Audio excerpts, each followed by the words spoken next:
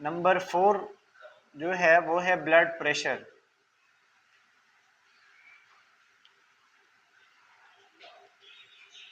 अच्छा, what is blood pressure? ये तो खैर पीपीटी में जो लिखा हुआ है वो हम ऐसे देख लेंगे बाद में एक नज़र।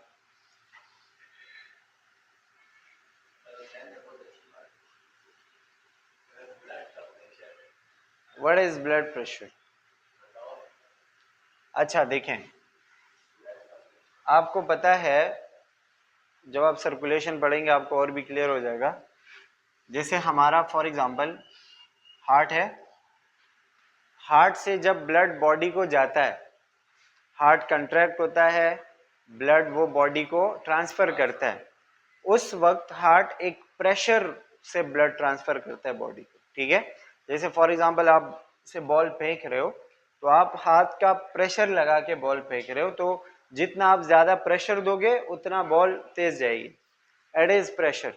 इसी तरह हार्ट भी जब बॉडी को ब्लड देता है तो एक प्रेशर के साथ जाता है और आर्टरीज में जाता है। एक चीज ये याद रखें कि हार्ट से जब ब्लड बाहर की तरफ जाएगा, भले वो ऑक्सीजनेटेड है या डीऑक्सीजनेटेड है, तो वो आर्टरीज लेके जाएगी।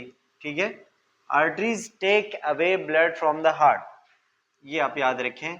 आर्टरीज क्या करेगी? Take away blood from the heart.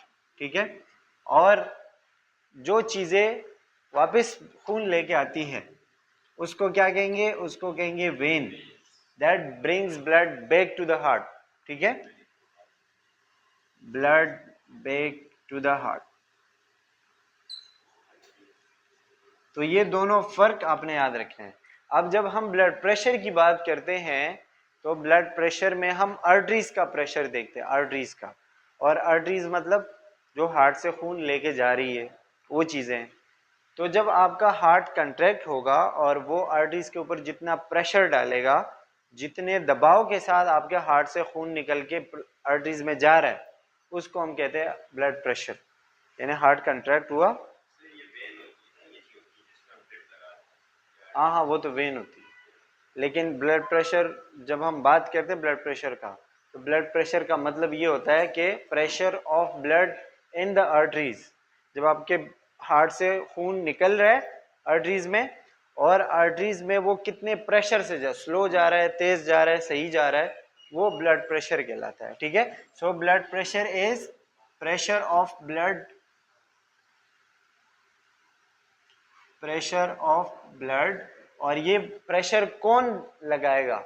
Heart लगाएगा। ठीक है, pressure of blood exerted by the heart, exerted by the heart on arteries। अक्सर सवाल आता है या पूछा जाता है, अक्सर वाइवा, इसमें आप वाइवा दोगे ना, वाइवा में आपसे पूछा जा सकता है कि आर्टरीज में प्रेशर ज्यादा होता है या वेन में प्रेशर ज्यादा होता है? आर्टरीज में ज्यादा होता है। आर्टरीज में प्रेशर ज्यादा क्यों होता है? हाँ, क्योंकि वो डायरेक्टली हार्ट के साथ कनेक्टेड है। जैसे ही हार्ट ब्लड पंप करेगा तो वो डायरेक्टली आर्टरीज में जाएगा। ठीक है, अच्छा वेन में कम क्यों होता है? क्योंकि वेन वापस खून लेके आती है, तो वापस लेके आना वो इतना प्रेशर, क्योंकि पीछे वापस लेके आने के लिए उसके पीछे हार्ट नहीं है, हार्ट खून देने के लिए। ठीक है, इसीलिए वेन में, हाँ, तो उसमें प्रेशर कम होता है और इसमें आर्टरीज में जो है वो ज्यादा होता है। अब इसमें जब आप देखते हैं तो ब्लड प्रेशर हम दो तरह का लेते हैं, दो तरह का ब्लड प्रेशर होता है। ये मैं उठाऊं? अच्छा ठीक है, ब्लड प्रेशर जो है बीपी वो दो तरह का होता है। अच्छा, लोग कहते हैं ना अक्सर कि मुझे ब्लड प्रेशर है। ब्लड प्रेशर हर बंदे का होता है। नॉर्मल आप बैठे हुए ना तो आपके ब्लड का भी एक दबाव तो होगा ना, एक रफ्तार होगा, तो ब्लड प्रेशर तो हर बंदे का होता है। अब वो हाई है या लो है वो मसला है। ठीक है, high blood pressure, low blood pressure वो मसला है। ब्लड प्रेशर नॉर्मल होना वो हर बंदे का है। तो अगर कोई कहे कि मुझे ब्लड प्रेशर है तो मतलब उसका ये होता है, अक्सर लोगों को नहीं पता होता कि वो बोलना क्या चाह रहे हैं। मरीज आते हैं अक्सर, मेरा ब्लड प्रेशर है, मतलब हाई है।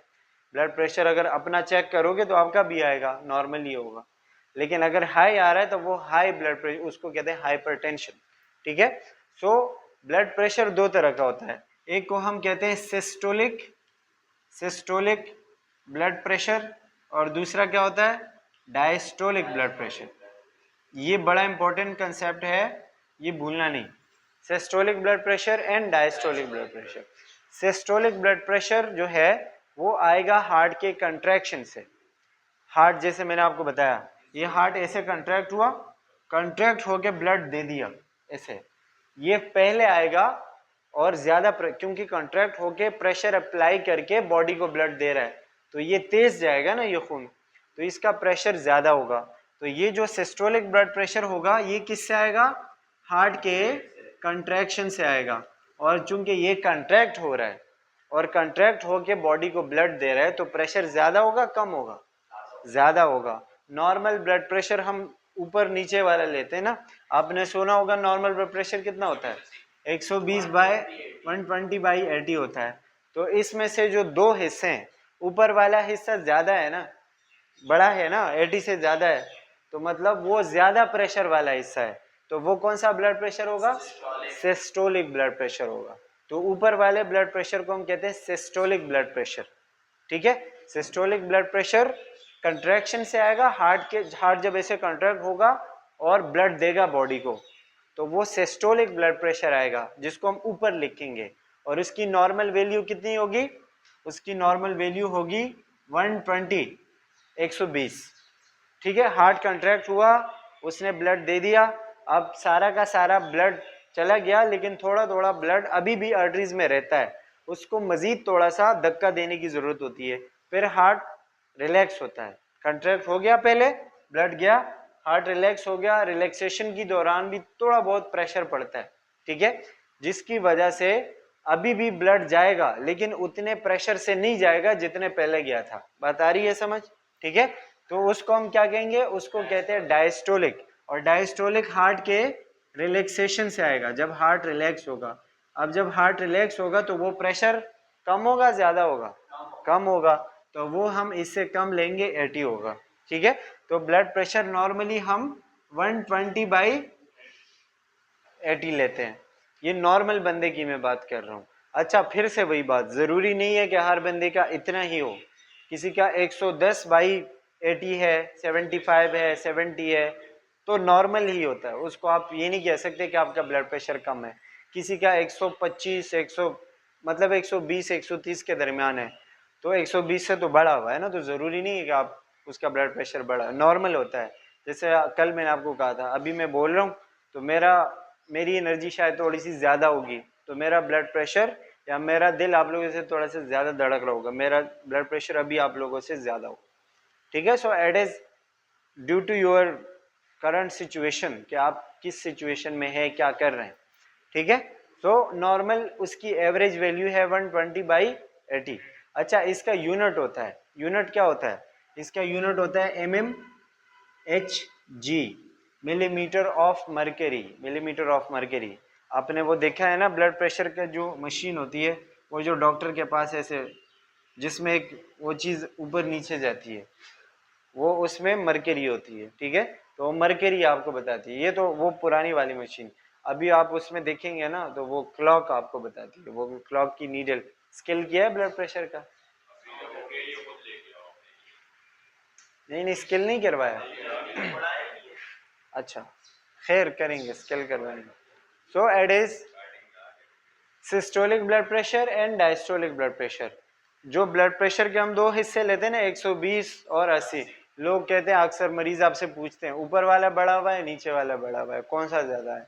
तो ऊपर वाला जो है वो सिस्टोलिक होता है 120, नीचे वाला डायस्टोलिक होता है। अब ये भी आपको पता हो कि सिस्टोलिक क्या है, डायस्टोलिक क्या है। सिस्टोलिक हार्ट के कंट्रैक्शन से आएगा, डायस्टोलिक हार्ट के रिलैक्सेशन से आएगा। ठीक है, और उसकी वजह से जो प्रेशर बढ़ेगा वो, या जो प्रेशर बनेगा वो ब्लड प्रेशर कहलाता है 120/80, ये नॉर्मल होता है। ठीक है, अब ये कब तक नॉर्मल है, 20 से 40 साल की उम्र के लिए। ठीक है, मतलब 40 साल तक की उम्र के लिए ये ब्लड प्रेशर नॉर्मल है। कोई बंदा अगर वो उसकी उम्र फॉर एग्जांपल 25 साल है, 25 ईयर ओल्ड गाय, अक्सर ये अभी जैसे कि अब पेपर दोगे तो सिनेरियो बेस्ड क्वेश्चन आते हैं आपको, जैसे वो मिस देती है ना आपको क्वेश्चन लंबे लंबे सवाल, तो उसमें सिनेरियो बेस्ड होते हैं। आपको बताते हैं कि आपके पास एक बंदा आया जिसकी उम्र 25 साल है, उसका ब्लड प्रेशर आपने चेक किया, ब्लड प्रेशर आया 130 और नीचे वाला आया 95 या 90, तो उम्र उसकी कितनी है 25, या अगर आप इसको 135 कर लो, 140 कर लो, इसको 100 कर लो, फिर क्या है उसके लिए बड़ा हुआ है, बड़ा हुआ है, it is known as hypertension. लेकिन इसमें आप क्या करेंगे, एज को देखेंगे। कोई बंदा जिसकी उम्र 50 साल है और इस ब्लड प्रेशर के साथ है, उसके लिए वो नॉर्मल होगा, ठीक है। तो एज डिपेंड करता है, अगर 40 साल से कम है और उसका ब्लड प्रेशर 140 से 145 ऐसे आ रहा है तो वो हाई है। अगर कम आ रहा है, उसकी उम्र जो है वो 40 साल से ज़्यादा है, 45, 50, 60, और फिर उसका इतना आ रहा है, फिर उसके लिए नॉर्मल है, ठीक है। अच्छा, ब्लड प्रेशर अगर हाई हो तो उसको क्या कहते हैं, ब्लड प्रेशर अगर हाई हो तो उसको मेडिकल में क्या कहते हैं, उसको कहते हैं हाइपरटेंशन।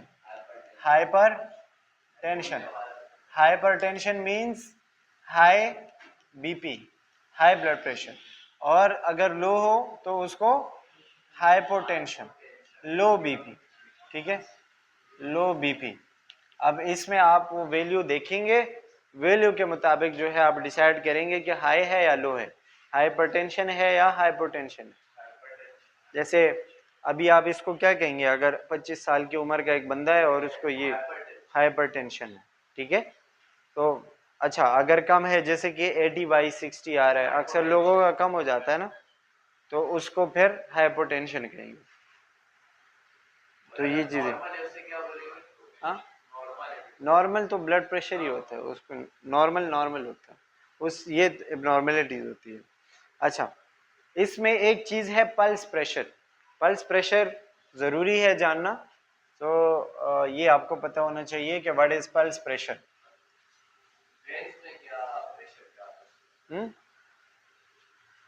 पल्स हमने पढ़ा था ना, पल्स प्रेशर देखो, नॉर्मल ब्लड प्रेशर क्या है 120, 120/80, 120/80 सिस्टोलिक और डायस्टोलिक, इसके बीच में डिफरेंस कितना आ रहा है, 40 का, 40 का डिफरेंस आ रहा है ना, इन दोनों में 40 का डिफरेंस आ रहा है, इस चीज को कहते हैं pulse pressure. 40 is pulse pressure. तो पल्स प्रेशर को आप कैसे डिफाइन करोगे, the difference between systolic and diastolic blood pressure. Systolic और डायस्टोलिक ब्लड प्रेशर के बीच में जो, हाँ, सिस्टोलिक और डायस्टोलिक, इसके बीच का जो डिफरेंस आएगा या जो फासला आएगा वो पल्स प्रेशर कहलाता है, it is known as pulse pressure, ठीक है। The difference between diastolic and systolic blood pressure, वही लिखा हुआ है पल्स प्रेशर, और ये 40 mmHg होता है, 40-100 तक भी जा सकता है, ठीक है, यानी कि बहुत ज़्यादा जब किसी का हो जाए तो 100 तक जाएगा, जैसे कि ये 220 हो जाए, ये वो हो जाए 120 हो जाए, तो 100 तक वो आ सकता है। अच्छा जी, हाइपरटेंशन, हाइपोटेंशन, ऑर्थोस्टैटिक बताया मैंने ना, ऑर्थोस्टैटिक अभी वो जो उसमें बताया, व्हाट इज ऑर्थोस्टैटिक, अभी उसमें भी बताया ना, रेस्पायरेशन में पोजीशन चेंज करने से जो होता है उसको हमने ऑर्थोपनिया कहा, इसको हम कहते हैं ऑर्थोस्टैटिक हाइपोटेंशन या हाइपरटेंशन। ज्यादातर हाइपोटेंशन होता है, ऑर्थोस्टैटिक हाइपोटेंशन मतलब क्या होगा,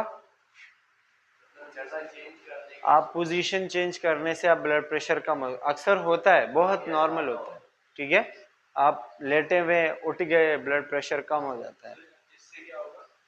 हाँ, ऑर्थोस्टैटिक पोजीशन चेंज करने से होता है, ब्लड प्रेशर कम होता है, कम।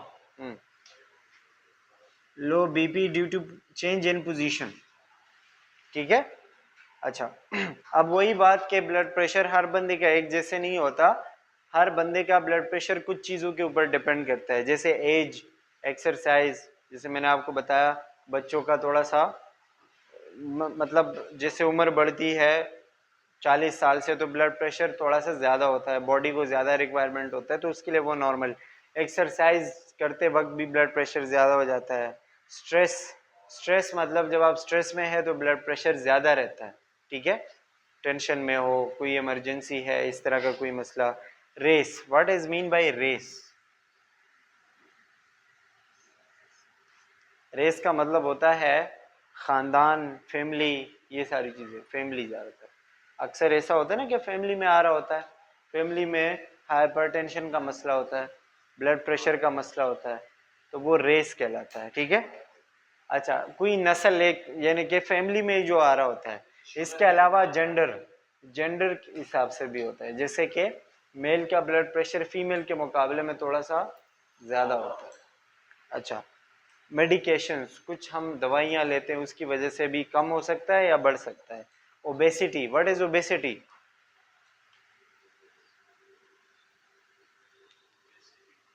ओबेसिटी इज मोटापा, मोटापे को कहते हैं ओबेसिटी।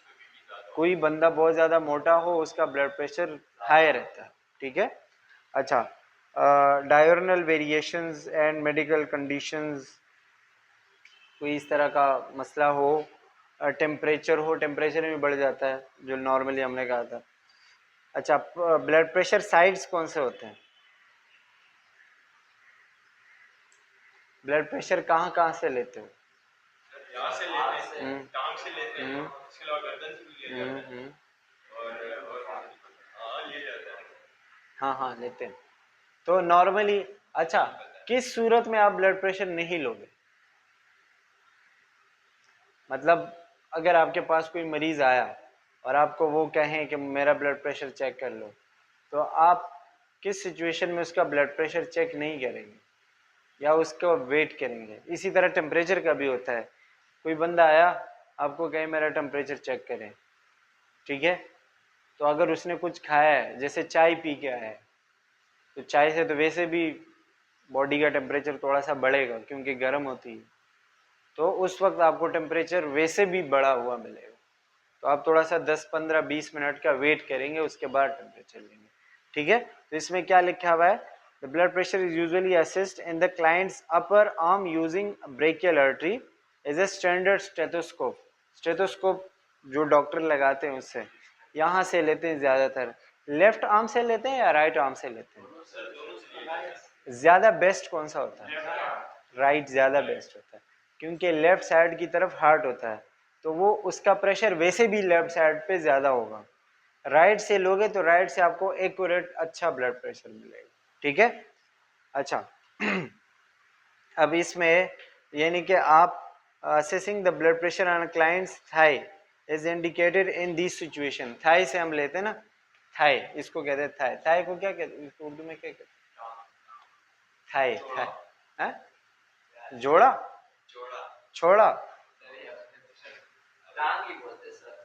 यानी कि यहाँ से थाई से जब आप लेते, हाँ, अच्छा, तो आप इस सिचुएशन में यानी कि आप कब थाई से ब्लड प्रेशर लोगे?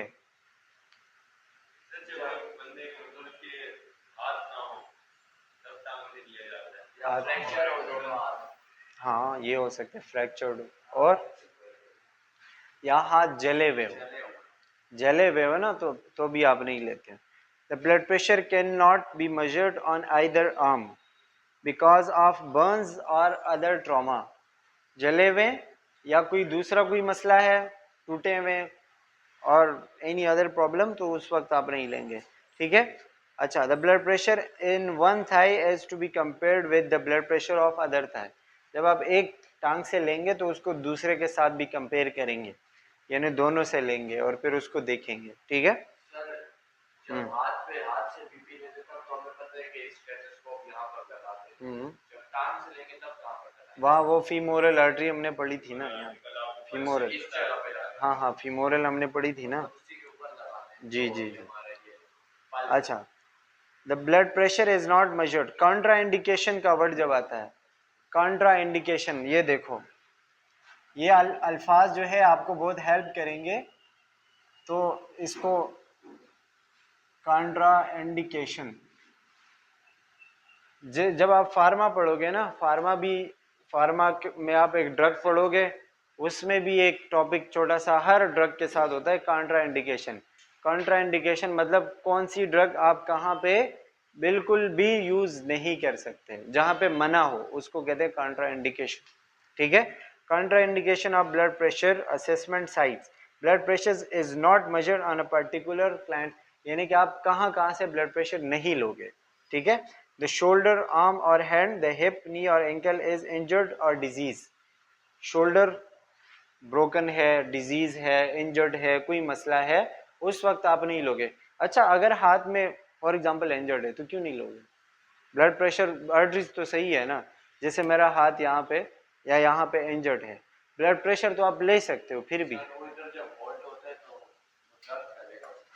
दर्द शायद ना भी करे। हाँ, देखें हमने, अगर आपको याद हो, हमने पढ़ा था इन्फ्लेमेशन, इन्फेक्शन।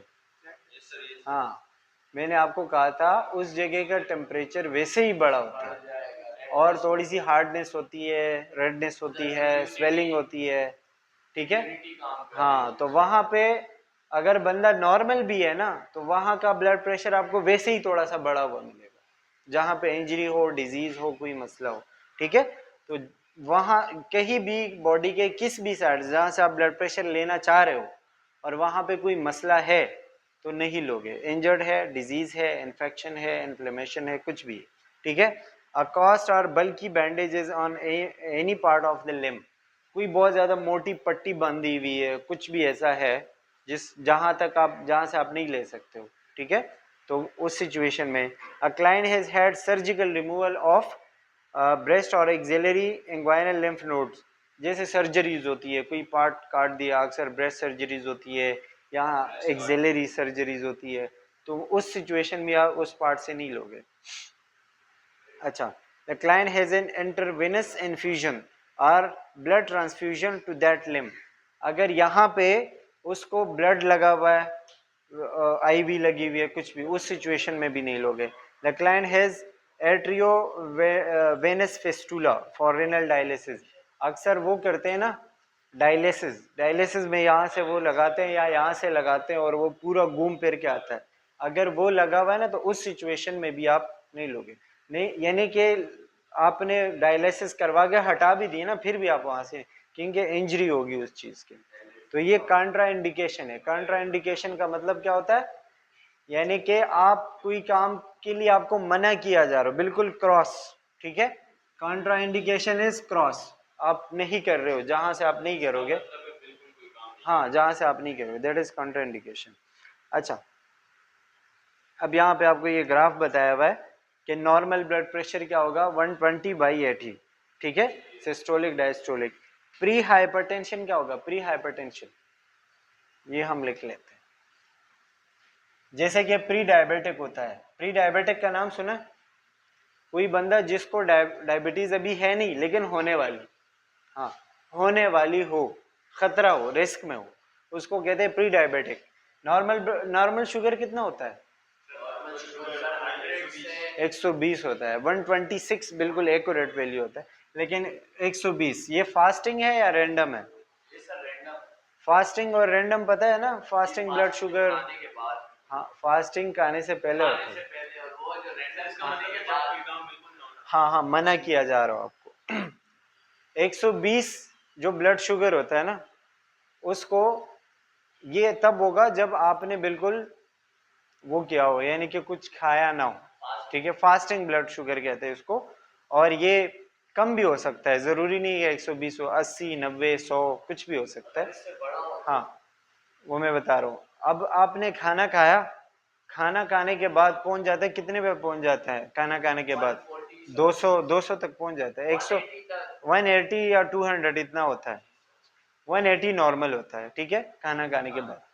अब फॉर एग्जांपल आपने खाना नहीं खाया और आपका ब्लड प्रेशर आ रहा है 140, 150, तो या 180 के आसपास, खाना आपने नहीं खाया फिर भी इतना आ रहा है, ठीक है, या उससे कम आ रहा है लेकिन 120 से ऊपर है, तो ये प्री डायबिटिक कहलाता है। प्री डायबिटिक मतलब डायबिटीज होने वाली उसको, क्योंकि उसका ब्लड जो ग्लूकोज लेवल है वो ऑलरेडी बढ़ा हुआ है।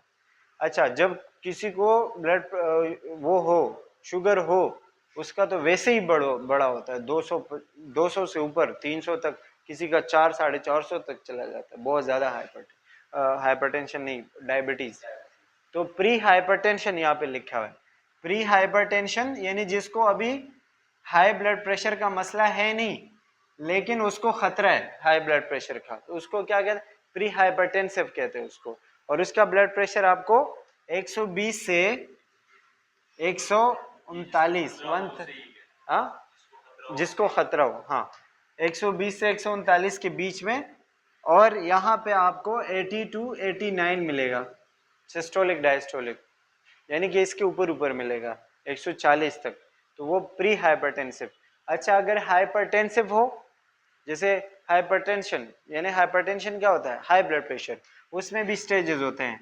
हाइपरटेंशन स्टेज 1, स्टेज 1 में क्या होगा, 140 से लेके 159 तक, और उसका जो डायस्टोलिक होगा वो कितना होगा, 90 to 99।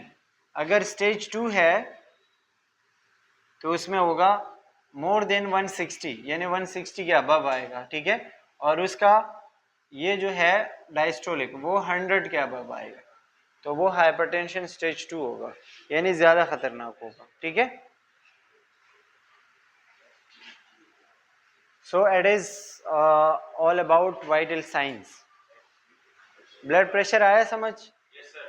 दो तरह का ब्लड प्रेशर, पहले तो आपको ये पता होना चाहिए कि ब्लड प्रेशर है क्या। ब्लड प्रेशर वो प्रेशर है जो हार्ट ब्लड पंप करते वक्त आर्टरीज पर डालता है, ठीक है। ब्लड प्रेशर दो तरह का होता है, सिस्टोलिक और डायस्टोलिक।